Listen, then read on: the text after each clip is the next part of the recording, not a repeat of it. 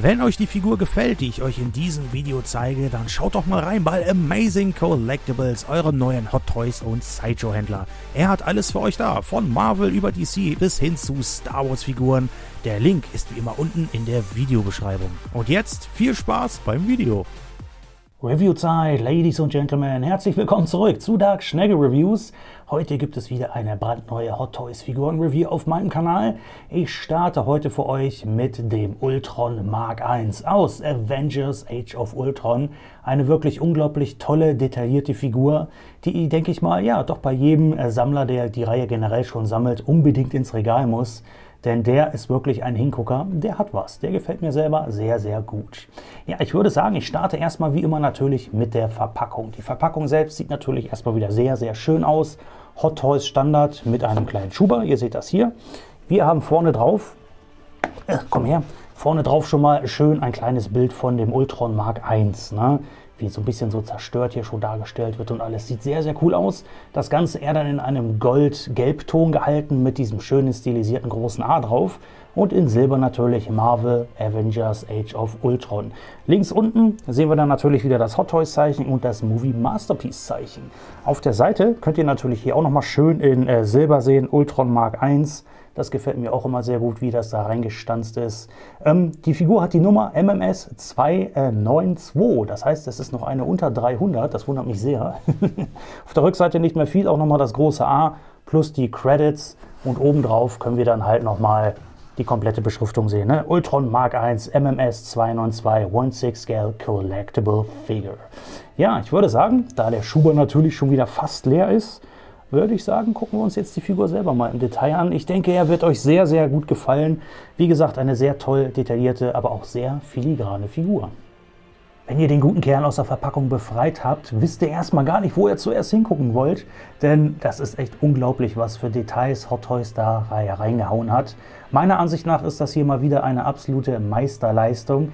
Die ganzen kleinen feinen Drähte, die ganzen Pipes und Tubes, die ihr hier dran seht, das sieht wirklich unglaublich gut aus. Hinzu kommt dann natürlich noch dieser wunderschön verrostete, teils zerstörte Paintjob, könnte man sagen, der diese Figur wirklich ja doch ja, in ein tolles Licht rückt. Ich würde sagen, diese Figur ist für Fans von Ultron selbst und auch von der ganzen Reihe her, ist der wirklich ein Must-Have. Holt ihn euch, der gehört einfach mit dazu, denn das, so wie er jetzt hier steht, ist die Ersterscheinung von Ultron in dem Film. Ihr könnt euch vielleicht daran entsinnen, für die Leute, die den Film gesehen haben, die Avengers sind gerade so ein bisschen am Feiern, lassen es sich gut gehen und eine der Bewacherdruiden von Tony Stark, von den Avengers, wurde halt von der KI Ultron übernommen und er platzt dann halt da sozusagen in die Szenerie rein. Ne, und ja, zerstört dann noch so eine halbe Drohne, zerquetscht den Kopf in seiner Hand und sagt, er wäre jetzt frei, ne, frei von seinen Fäden, ne, so Pinocchio-Style. Sehr, sehr cool und das ist halt diese Version, die wir jetzt hier vor uns stehen haben. Ich gehe jetzt mal genau in die Details rein. Ich möchte euch wirklich alles genauestens zeigen, gerade natürlich auch das Gesicht und der Brustbereich und alles. Ihr werdet, denke ich mal, doch sehr angetan sein. In Nahaufnahmen wirkt das Ganze natürlich noch um einiges besser. Überall hängen kleine, feine Drähte raus. Ihr könnt feine Platinen irgendwo sehen. Dann ist halt alles so ein bisschen zerstört schon. Ne? Das finde ich wirklich sehr, sehr nice. Ihr seht auch hier so die Augen, die sind dann halt schon so ein bisschen böse aufgeplatzt. Ne? Und überall ist das Weathering dran richtig nice, denn die Farbe geht ab und ihr könnt so ein bisschen schon das Silber durchgucken sehen vom Metall. Ich finde, der ist unglaublich gut geworden. Gerade so das Gesicht selbst halt, ne? Was eigentlich mal eine Avengers-Drohne war, das haben die toll gemacht. Das ist wirklich sehr nice. Aber auch hier, wenn wir jetzt mal auf die Rückseite gehen, schaut mal hier, jetzt mal gerade so der Kopfbereich, da, ne? Also diese ganzen Platinen, die ihr da dran seht, das sind Details, das ist Wahnsinn. Überall diese Drähte und Pipes, es ist echt verrückt. Ich kann euch natürlich aber auch sagen, da müsst ihr sehr, sehr vorsichtig mit dieser Figur sein, denn auch gerade bei der Beweglichkeit, die hier übrigens doch gar nicht so schlecht ist, wie ich gedacht hätte, sind natürlich hier so ein bisschen die Drähte im Wege, da müsst ihr halt aufpassen. Ne? Aber ich finde, die sind echt toll geworden. Also detailtechnisch ist dieser Ultron Mark I wirklich, es ist ein Highlight, ganz ehrlich. Schaut euch mal diese Brustplatte allein hier an. Hier vorne alles schon so ein bisschen abgegrabbelt. Ne, als wäre hier so eine Art Batteriesäure rübergeflossen, hat da die Brustplatte angefressen. Wir können hier noch das Avengers-Logo drauf sehen und gerade hier noch so seine Nummerierung. Auch das wirklich ganz, ganz toll. Also detailtechnisch, ne, hier der Brustkorb. Hier drin ist sogar der Arc-Reaktor. Da könnt ihr ihn ganz fein erkennen. Diese Figur ist natürlich auch beleuchtet. Daher werde ich euch den Arc-Reaktor nachher nochmal im Detail genauer zeigen. Das sieht auch wirklich dann richtig gut aus. Wie gesagt, im Display zusammen mit den anderen Figuren von Avengers, Age of Ultron sieht das richtig cool aus. Ne? Was ich besonders interessant finde, ist, dass diese Figur eigentlich ja sozusagen asymmetrisch ist. Ne? Auf der einen Ecke beugt er sich so ein bisschen runter, sieht aus, als hätte er ein gebrochenes Bein und schleift sich dann so ein bisschen fies, brutal nach vorne. Auf der anderen Seite sehen wir noch ein bisschen mehr von der Panzerung. Es ist einfach unglaublich gut geworden. Auch hier so die Schulterplatte. Schaut euch das mal an. Hier der gesamte Paintjob hier drauf. Das ist richtig toll geworden. Ne? Auch hier wieder ganz feine Details drin zu erkennen. Auch hier, ne? Das Ding hier ist aus Gummi, aber passt ein bisschen auf. Wie gesagt, einer dieser Teile, ne, die sind sehr filigran. Hier auch wieder Drähte. Dann könnt ihr hier die Gelenke erkennen am Arm. Das ist wirklich unglaublich gut. Auch hier so die Hand. Schaut euch das mal an. Auch hier wieder eine Platine oben drauf zu sehen, wo dann hier die ganzen Drähte rauskommen. Das sind wirklich die Details an diesem Ultron. Die sind schon echt sehr, sehr, sehr beeindruckend. Kommen wir mal hier unten unter dem Brustbereich, hier sozusagen der Bauchbereich. Diese ganzen Pistons nennt man sie auf Englisch. Die sind sogar mit beweglich teilweise. Da müsst ihr natürlich ein bisschen vorsichtig sein. Ihr seht das hier. Na, die bewegen sich mit. Da ist sogar eine richtig gute Beweglichkeit drin. Das gehe ich aber auch später nochmal mit euch durch. Auch das ist wirklich richtig nice. Ihr seht hier, sein linker Arm ist fast komplett zerstört. Hier ist auch gar keine Hand mehr drin. Das soll so sein. Aber auch das sieht wirklich gut aus. Ne? Also die Details hier, auch hier läuft wieder noch so ein bisschen was runter. Sieht schon fast nach Rost aus.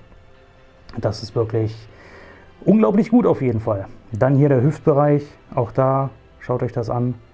Die Figur ist übrigens nur komplett aus Kunststoff. Es ist kein Diecast, kein Metall, aber sieht wirklich nach Metall aus. Ne? Ihr könnt das ja in den Details hier schön erkennen. Jetzt mal so die Rückseite. Auch hier nochmal dieser Kabelbaum, könnte man sagen, der hier lang geht. Auch hier noch so ein bisschen. Das ist echt, wow, echt sehr schick. Hier sehen wir dann wieder eine Platine noch. Tolle Details auf jeden Fall an dieser Ultron-Figur. Auch hier auf der Rückseite wieder, da haben sie es dann auch wieder toll gemacht an den Beinen. Ne?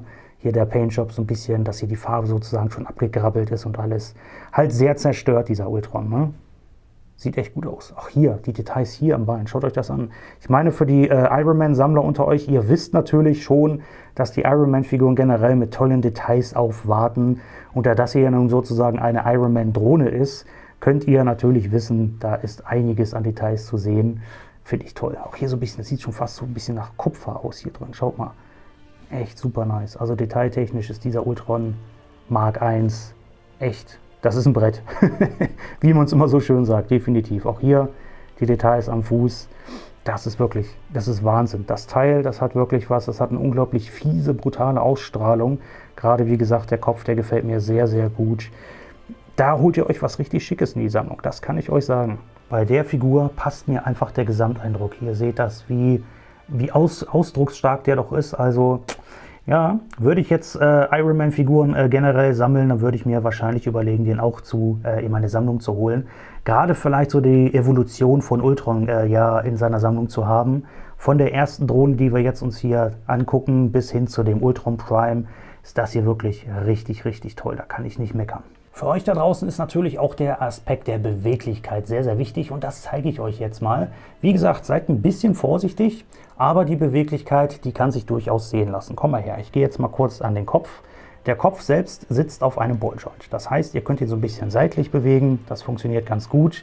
Nach links und rechts würde ich ihn jetzt ungefähr nur so weit drehen, denn wir haben hier im Hinterkopf natürlich jetzt hier diesen Draht hier. Ne? Da müsst ihr ein bisschen aufpassen, wenn ihr es zu sehr überstrapaziert. Nicht, dass euch das Ganze abgeht. Ne? Aber trotz alledem ist eine gute Beweglichkeit da. Wir können den Kopf so weit nach vorne packen und dann jeweils so weit nach unten. Ne? So, das geht ganz gut. Da kann ich sagen, das ist völlig okay. Das ist super. Die Schultern, das ist jetzt natürlich pro Arm so ein Unterschied, nehme ich mal. Wir gucken jetzt erstmal hier. Wir können die Schultern hier auf der Seite so weit nach oben packen und auf der Seite, knack, knack, geht das auch. Denn ihr seht hier, da geht dieser Schulterbereich mit. Ne? Wenn ihr das bewegt, da macht euch keine Sorgen, da kann nichts passieren. Aber wirklich, wie gesagt, sehr filigran. Hier haben wir dann natürlich jetzt auch wieder die Drähte. Ne? Ihr seht hier, dieser Draht ist hier unten connected und dann hier oben halt diese Drähte sind connected. Aber die sind eigentlich so gut wie nicht im Wege. Ne? Wir können den Arm noch durch ein Balljoint sozusagen hier noch so ein bisschen bewegen. Das ist so ein simuliertes Butterfly-Gelenk, was hier wirklich doch relativ okay ist. Wir können den Arm auf der Seite ja so weit nach vorne packen, Wie gesagt, ne, hier ist dann der Draht, der strapaziert sich dann ein bisschen. Auf der Seite können wir ihn genauso weit eigentlich, noch sogar ein bisschen weiter. Hier ist dann der andere Draht auf der Seite, der sich dann hier mitzieht. Ihr seht das, ne? Da. Also da ein bisschen vorsichtig. Ja, was ich auch gut finde, natürlich eine Ellbogenbeweglichkeit. Die ist hier. Ne? Da ist die Ellbogenbeweglichkeit.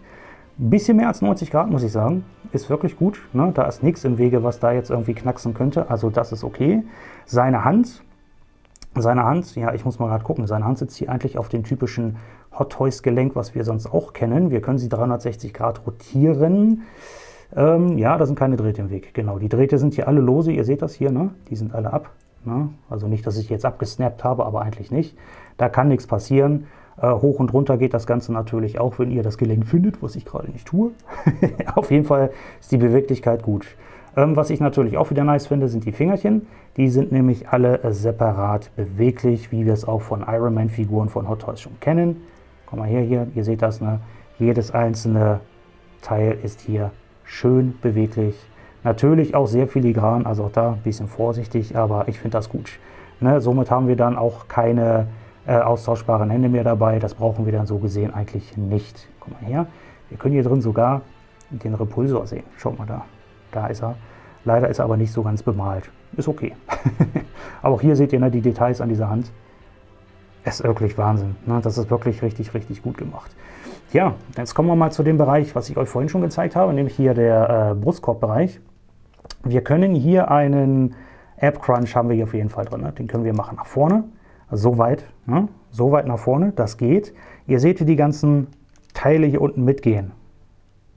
Komm mal her, hier, Licht. So, ne? Das bewegt sich alles mit. Da könnt ihr allerdings, ja, es geht, ne? Seid ein bisschen vorsichtig. Es gibt einen Bereich jetzt hier, der sich immer mal wieder löst. Macht euch da keine Sorgen. Das ist auch in der Anleitung so beschrieben. Wenn ihr den Ab Crunch nach vorne macht, seht ihr, dass hier hinten dieser eine hier, der ist lose. Ne? Den könnt ihr aber jederzeit hier wieder reinfriemeln. Das ist so, da passiert nichts. Seht ihr, jetzt geht er schon von alleine wieder rein. Ne? Also wenn ihr ihn so weit nach vorne beugt, dann geht er raus. Da ist noch eine kleine Plastikpinzette bei, womit eigentlich sozusagen dieses Teil hier wieder reingemacht werden soll. Ich persönlich habe es dann doch eher versucht, damit ja, die Batterien für die Light-Up-Funktion reinzumachen. Also wie gesagt, da passiert nichts. Ne? Ihr seht ja, nach hinten können wir das Ganze dann so machen. Das ist schon fast gerade eigentlich.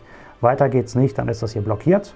Und so ein bisschen seitliche Beweglichkeit ist natürlich auch da. Schaut mal hier. Es dreht sich alles ein bisschen mit, aber wie gesagt, vorsichtig. Ne? Aber Bewegungspunkte, ihr seht das hier.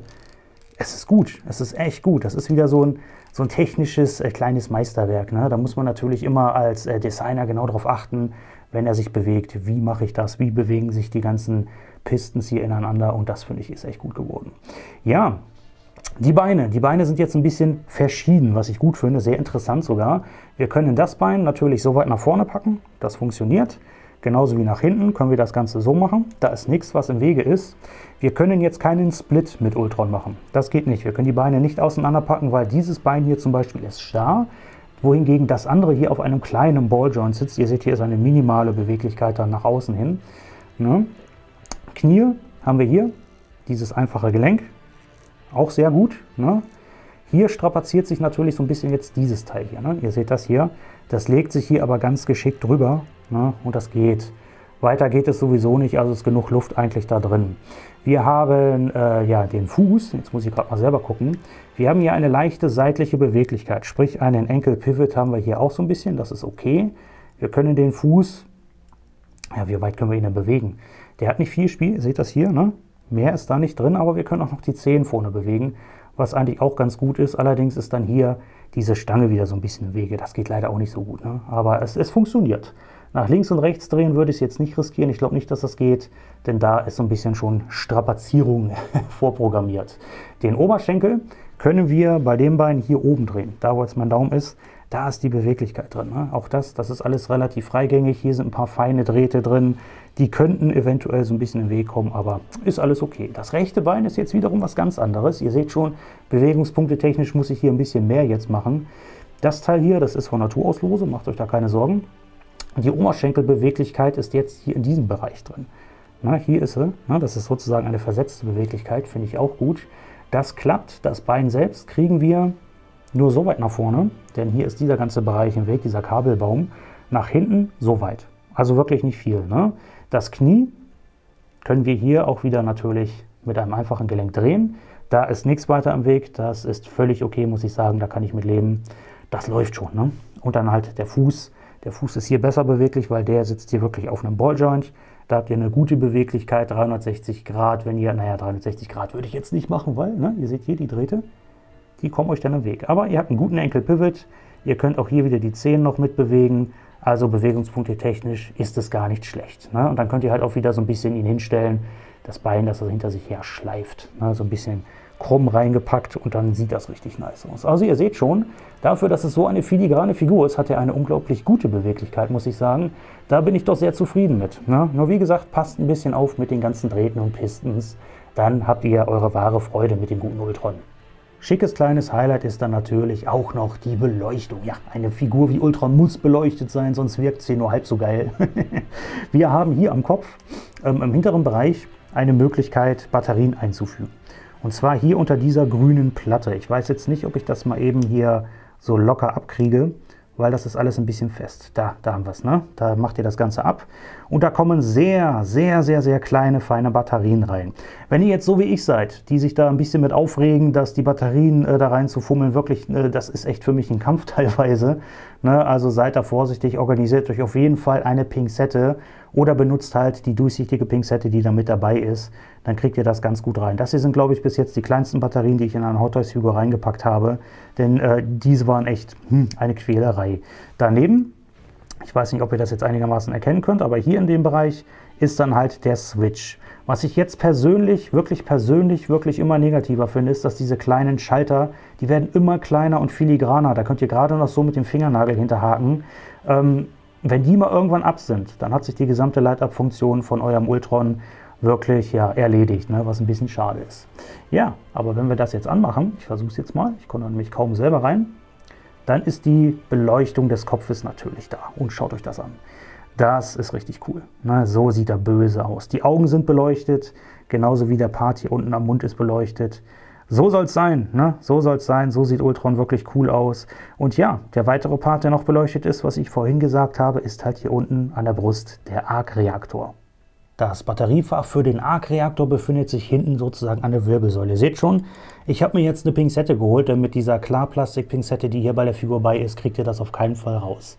Ihr geht hier vorsichtig in der Mitte rein, komm her, und dann könnt ihr das Teil hier rausholen. Ich zeige euch das kurz. Wie gesagt, auch ein bisschen friemelig, da ist das gute Stück. Und da drin, innen drin, ihr seht schon selber, ne, 3 kleine Knopfbatterien gehören da rein. Wenn die da drin sind, das ist diesmal wenigstens mal was Tolles, müsst ihr das Teil nur einmal wieder schließen, denn der Switch befindet sich hier zumindest an der Außenseite von Ultron, denn der ist hier oben, während oben beim Kopf halt der Switch wieder unter der Klappe ist. Das finde ich gar nicht schlecht. Das heißt, wenn wir jetzt hier den Switch anmachen, sehen wir vorne schon den Arc-Reaktor. Da ist er. Den kann ich euch jetzt mal schön noch ein bisschen zeigen, denn auch der, kriegen wir es einigermaßen rein, hat sogar ein paar coole kleine Details. Seht ihr das? Wirklich ganz, ganz toll.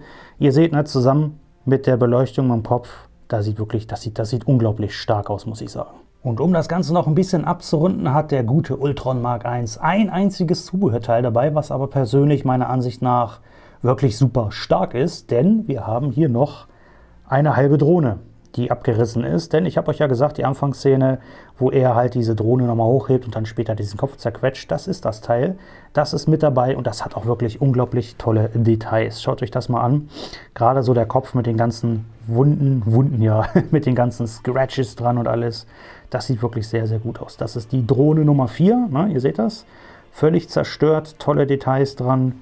Das ist wirklich auch so ein schönes Zubehörteil, was das Display mit eurem Ultron Mark I nochmal extremst aufwertet. Wenn ihr irgendwie die Möglichkeit habt, schaut mal hier das Avengers-Logo sogar, dann könnt ihr versuchen, das der Drohne sozusagen in die Hand zu packen. Dann könnt ihr das vielleicht versuchen mit dem beigefügten Stand zu machen, dass ihr das da vielleicht irgendwie dann so in die Höhe packt, dass er das Teil hier halt noch so in der Hand hält. Ich finde, das sieht unglaublich cool aus.